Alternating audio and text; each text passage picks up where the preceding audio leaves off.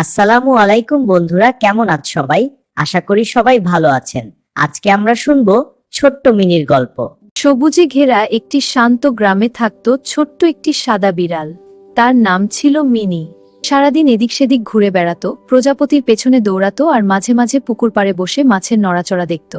Mini থাকত এক দয়ালু দাদির সাথে। দাদি তাকে খুব ভালোবাসতেন।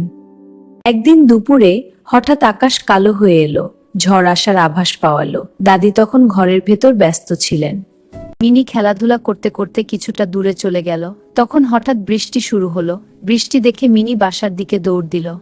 আর সেই সময় মিনির কানে এলো এক অদ্ভুত শব্দ।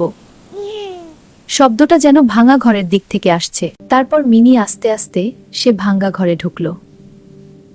মিনি প্রথমে একটু ভয় পেল, কিন্তু সে খুব সাহসী ছিল। ধীরে ধীরে শব্দের দিকে এগিয়ে গেল। ভাঙা ঘরের কোণে গিয়ে দেখে একটি ছোট্ট হলুদ বিড়ালছানা কাঠের টুকরোর নিচে আটকে আছে। মিনি এক মুহূর্ত দেরি করল না। মিনি দৌড়ে গিয়ে ছোট বিড়াল ছানার গায়ের উপর থেকে কাঠগুলো সরিয়ে দিল। তারপর মিনি সে বিড়াল ছানাকে তার সাথে নিয়ে গেল দাদির বাসার সামনে। জোরে জোরে ডাকতে লাগলো। তার ডাক শুনে দাদি বাইরে এলেন। দাদি বুঝতে পারলেন কিছু একটা হয়েছে। কি হয়েছে রে?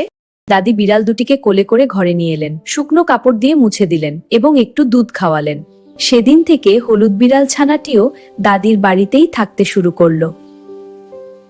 মিনি তার নতুন বন্ধুকে খুব ভালোবাসতে লাগলো। তারা একসাথে খেলতো, দৌড়াতো আর রোদে বসে ঘুমাতো।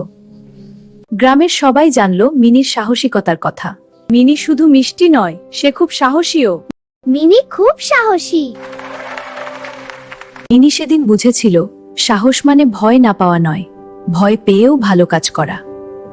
আর সেই দিন থেকে সে শুধু কৌতূহলী নয়, দায়িত্ববানও হয়ে উঠল।